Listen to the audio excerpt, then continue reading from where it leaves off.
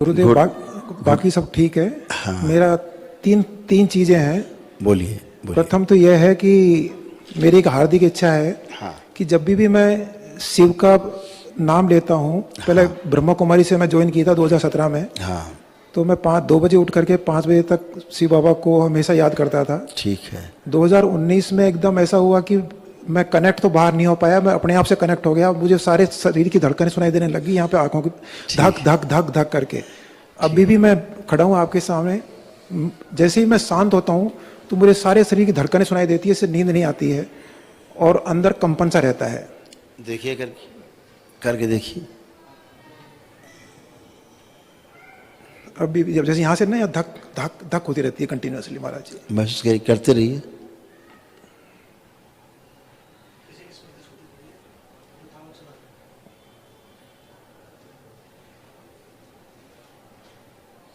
ये स्मृति जिसकी भी निकाल के नष्ट करके सेवकाओं को खिला दीजिए। शिव बैलेंस, यही इल्यूजन है। आँख खोलें, बंधन कीजिए 5 बार अपना। ओम नमः शिवाय। ओम नमः शिवाय, ओम नमः शिवाय, ओम नमः शिवाय, ओम नमः शिवाय, ओम नमः शिवाय। अब आँख बंद करिए। अब महसूस करिए कुछ होता है। हाँ महाराज जी, हाँ है। हाँ। किधर? यहाँ से ना, यहाँ से धक धक धक, पहले मेरे यहाँ पे बहुत होता था, यहाँ से होता था यहाँ पे भ्रुकुटियों के बीच में, अभी यहाँ पे हो रहा है धक। ये तो हार्ट बीट हो तो हो ही रहा धक धक।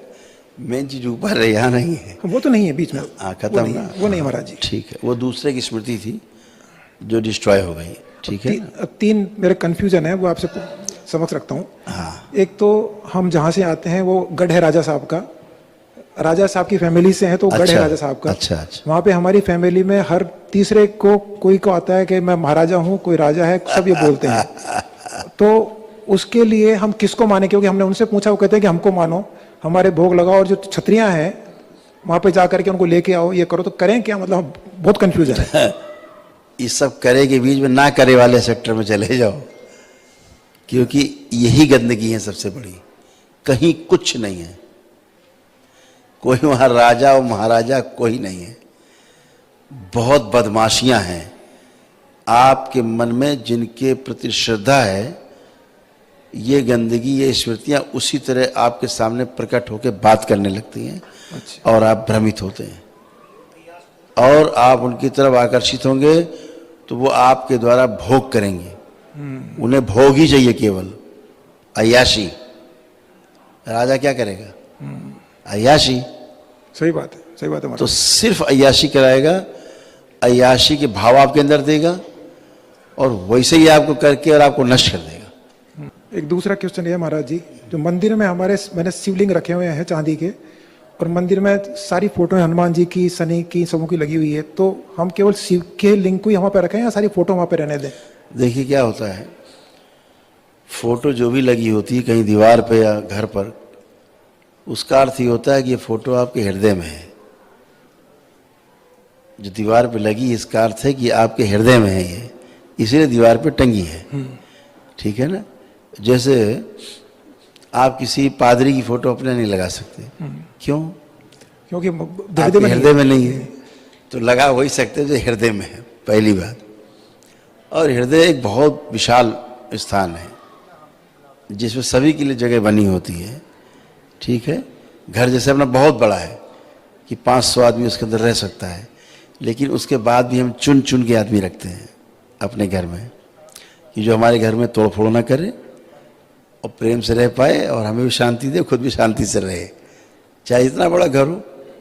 तो ऐसे ही हृदय विशाल होने के बावजूद ये जरूर देख लेना है कि क्या उचित है और क्या अनुचित है, उसी को स्थान देना है।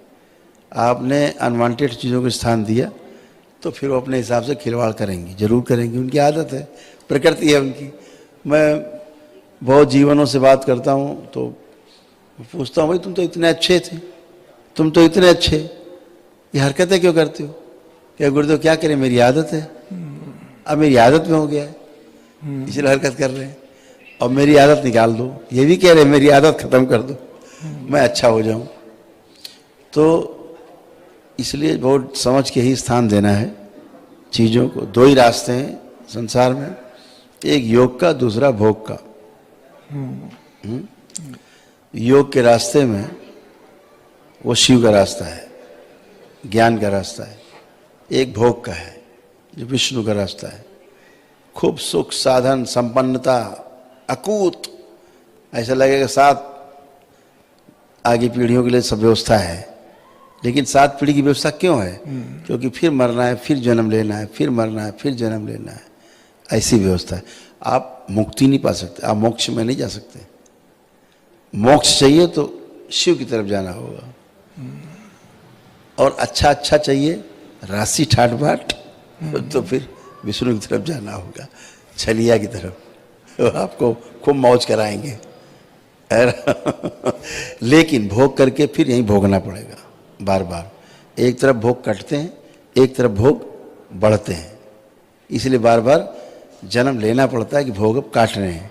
एक तरफ भोग ही कट जाते हैं तो जन्म लेने का उपाय नहीं बचता, एक तरफ भोग बढ़ते जाते हैं भोग करते करते, तो बार बार जन्म लेना है। ऐसे 2 परंपराएं हैं।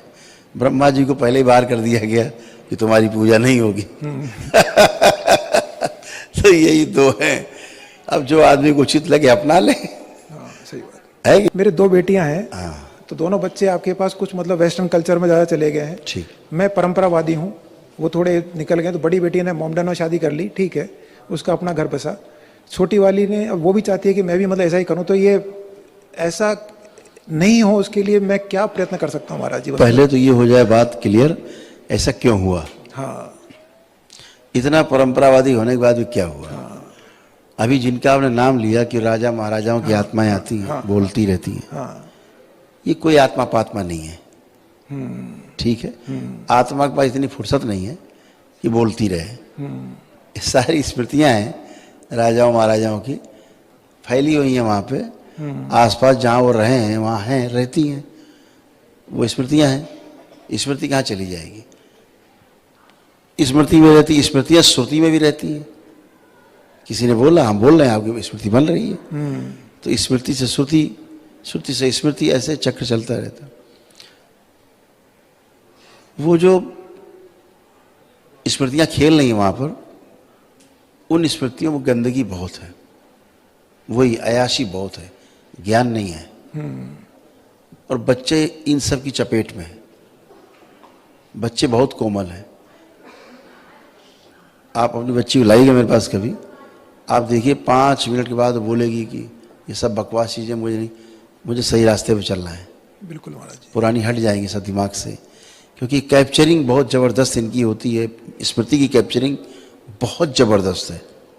जब रोगी स्मृति आ जाती है, शरीर में चिपक जाए तो रोग बन जाते हैं। ये तो फिर भी आदमी हरकतें कर रहा है थोड़ी बहुत, है ना, स्वीकारोक्ति है ना उसके प्रति। तो जैसे आपके अंदर कोई भावना एक आई खराब, तो खराब बाहर जो स्मृतियाँ वो तुरंत चिपक जाएंगी आके, और उससे भी खराब आ जाएंगी, फिर पूरा ढेर लग जाएगा खराब का। आप अच्छा अच्छा सोचना शुरू करो, तो बाहर जो वातावरण है वहाँ से अच्छी अच्छी स्मृतियाँ आप में इकट्ठी होनी शुरू होंगी और आपको अच्छा करने के लिए प्रेरित करेंगी। तो अगर बोला जाए तो एक एनर्जी होती है, उसको बोलते हैं हम लोग, सब एनर्जी के नाम रखे गए ताकि उसकी प्रकृति समझ में आ जाए कि कैसी प्रकृति है। अगर कोई कहता है कि डायन, तो समझ आता है ऐसी एनर्जी बच्चों को खा जाती है, बच्चों को मार देती है। ये एनर्जी बच्चों में लग जाए तो बच्चे मर जाते हैं। इसका मतलब ये हुआ। कोई बोले कि सब ऐसा तो वैसा, तो प्रकृति के अनुसार नाम रखे गए ताकि आदमी पहचान ले।